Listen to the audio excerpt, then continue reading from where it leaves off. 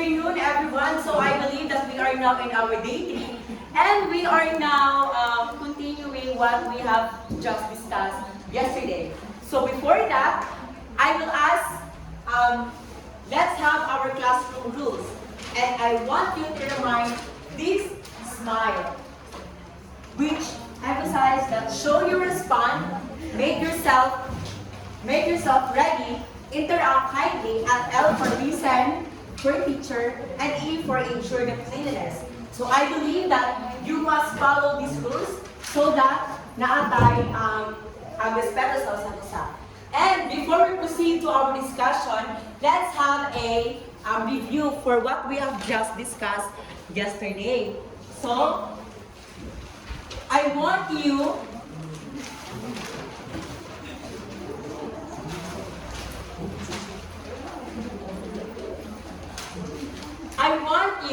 to fill this empty cell. So, since review naman since yan siya sa assessment ni Teacher DJ kada hapon, so I want you to complete this cell.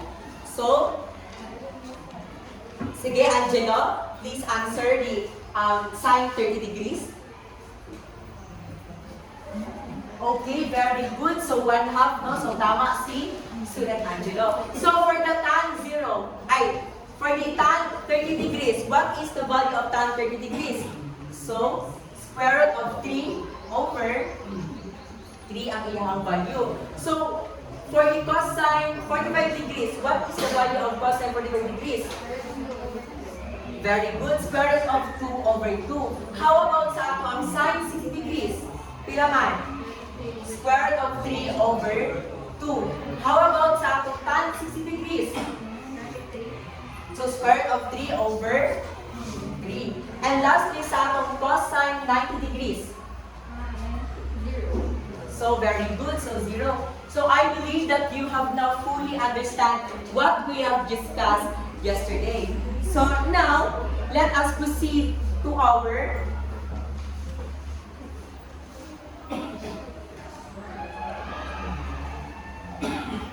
So, this is the activity that we had.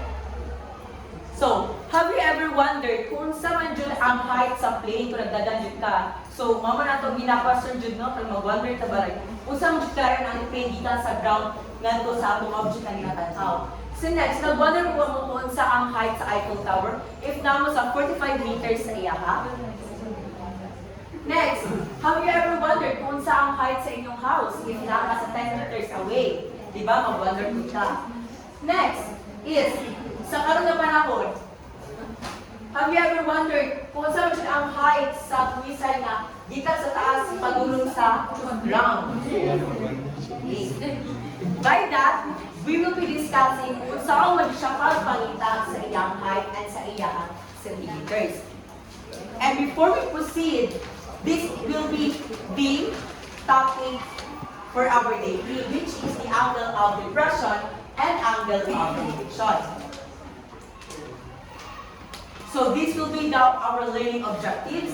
So at the end of our session, you will be able to differentiate between the concept of angle of elevation as well as the angle of depression. Next is you will be able to apply the trigonometric functions to find the angle of elevation and depression. Next is you will be able to illustrate the steps in angle of elevation and angle of depression. And lastly, you will be able to show persistence in solving angle of elevation and angle of depression. So I will group you into 4. This will be, we will have an activity drawing up and down. So this will be the group 1, group 2, group 3, and group 4. So mag-provide ko sa inyo ang mga problem in which, ang mga sheets, in which ang unod sa sheets is na dito ang mga problem.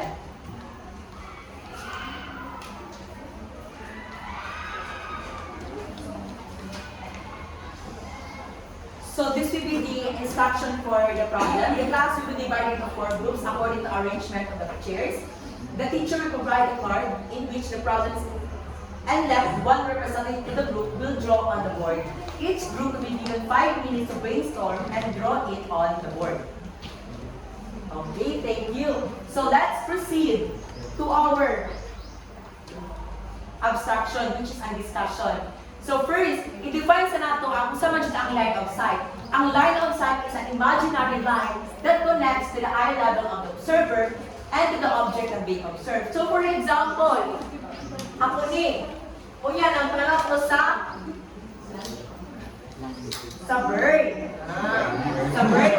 So nagkakaroon sa bird, so mara siya ang line of sight. And this will be the horizontal line. So next is sa atong angle of elevation. So the angle of elevation is the horizontal line from the observer and the line of sight of an object that is above the line. So, for example, kini sa line of sight nagtanong sa taas. Then kini ang horizontal line. Since based on definition, it is between man daw sa horizontal line and sa line of sight mo. So therefore, this will be our angle of elevation. Okay. So, let's proceed to our angle of depression. Angle of depression is the angle between the horizontal line from the observer and the line of sight of an object that is below the horizontal line. So, for example, nagtanaw ko sa sapaw sa mong classmate, kinakabas na siya. And this will be your horizontal line. So, meaning, based on definition, it is between the horizontal line and the observer of the line of sight of an object. Since na tayo sa ubos, this will be your reference angle for your angle of depression. So, let's proceed kung saan ito pag-solve in the real life problems or in a problem. So, these will be the following steps for you